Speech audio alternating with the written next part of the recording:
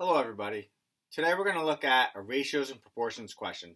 So this question actually comes from the grade 6 May 2019 test. It's actually question number 26. So what the question reads is, an ice cream shop sold 48 vanilla shakes in a day, which was 40% of the total milkshakes sold that day.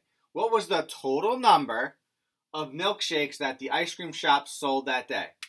So I'm going to underline my question because that's what I need to answer. And I see the number 48. I'm going to box 48 and I'm going to box 40%. So when we're looking at ratio, what's really important is to know what they give us. So they've given us 48 vanilla milkshakes, and that was 40% of the total milkshakes. And they're asking us to find what are the total number of milkshakes that were sold that day for the ice cream shop. So what I like to do is I always write the percent formula out. So I put it as A over B equals P over 100, or you can put part over a whole equals percentage over 100. And then I plug in my information. So what I do know is 48 is my part. My whole, I don't know.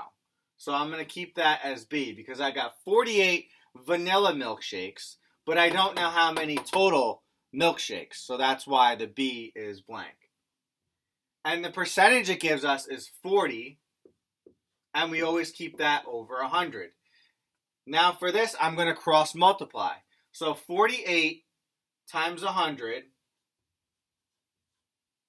and then B times 40. So I get 40B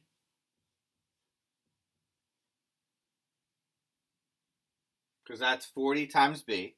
Then 48 times 100, if I were to work it out, I'm going to do quick math.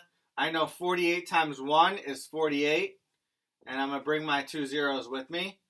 So that's 4,800. So I know 100 times 48 is 4,800. So I'm going to keep it as equals 4,800, okay? Then I divide, because I need to get the variable by itself. So I divide by 40. Now I'm going to divide 40 into 4,800. So let's do that right here.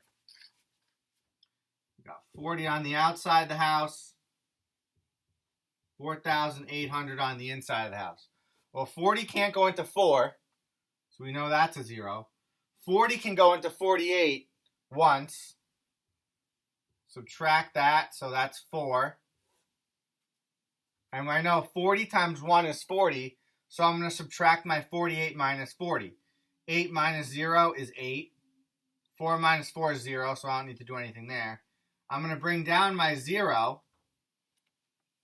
And I know 40 times 2 is going to get me 80, or 4 times 2 gets me 8. So it's easy to assume that 40 times 2 will give me 80.